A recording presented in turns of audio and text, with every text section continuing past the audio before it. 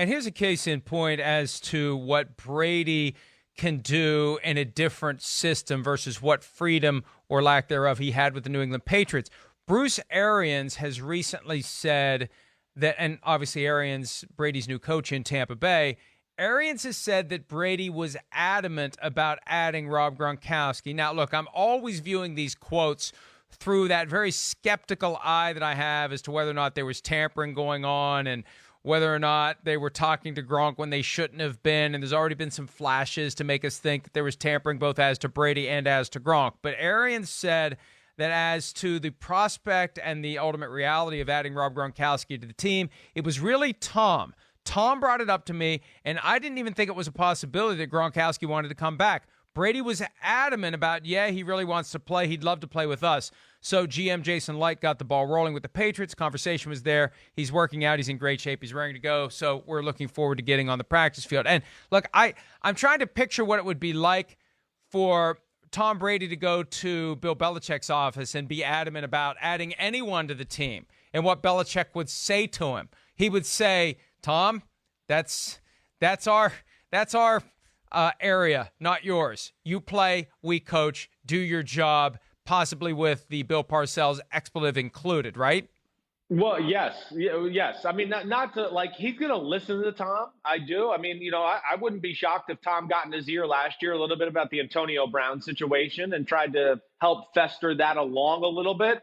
But like to what you're saying, Mike, he's not like Belichick. Nobody in New England's going to be cornered or pressured by Brady or anybody else. I mean, Mr. Kraft has have a hard time going down there and tell Belichick what to do like that. I mean, it's just, hey, they have crossed every T and dotted every I as far as across the globe and scouting players that might be players that are going to be available in free agency, players that they have, looked into their contract situation and think they might be a post June 1st cut or some sort of surprise salary cap cut. They have done their diligence in every facet. So, yeah, they're not going to be that way. But this is different in Tampa. And also they know with Brady, it's a 1 or 2 year shot here where they want to make it work.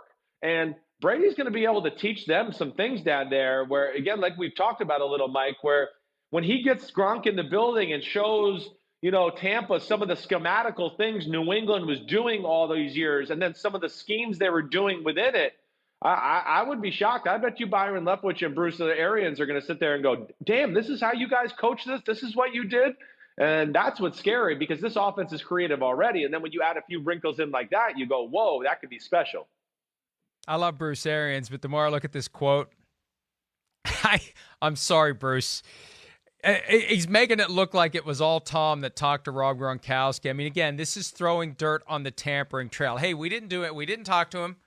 Tom's the one that talked to him. We didn't tell him to talk to Gronk. Right. He brought the idea to us. We had no idea. I was amazed. I didn't even think there was a possibility of getting Gronk. Look, the NFL has shown no inclination to go down that rabbit hole. The NFL does not like to announce to the world, we've got cheating, we've got corruption, we've got tampering, we've got rules on the books that are blatantly violated. But between what Bruce Arians said out of his own mouth at the scouting combine about an intent to call Tom Brady, about this notion that they didn't even talk to Tom Brady, that Arians and Light didn't even talk to him until the Wednesday night of free agency week after it already had been reported for more than 24 hours they had a deal with Tom Brady in place. And now this Gronk thing on top of it, I had my playbook for a month before I joined the team, even though he was property of the Patriots at the time contractually. Look, I want to look at this and say, wow, Tom has a lot more influence and control and freedom. And, yeah, there's also a chance that this is just a story that was concocted to keep the Buccaneers out of trouble, Chris. Well, yeah, definitely, yes. I mean, I don't think there's any doubt about that. But I believe Bruce. I mean, one, I don't know if Bruce has it in him to be that good of a liar. That's why he said what he said to us at the combine and whatever it is. Anything you hear about Bruce Arians, I mean, he says it how it is. And I would think that, Brady did bring this to the Tampa Bay Buccaneers, that he kind of did bridge that gap. And then where it went from there, I don't know. I don't know if Brady gives them the playbook or if Tampa goes, ooh, he's interested. Hey, here's a playbook, or what's his address? We'll send it to him. Or here, Tom, you take it and you give it to him, whatever it may be. No, but I do think Brady's the guy that stoked the conversation. Right.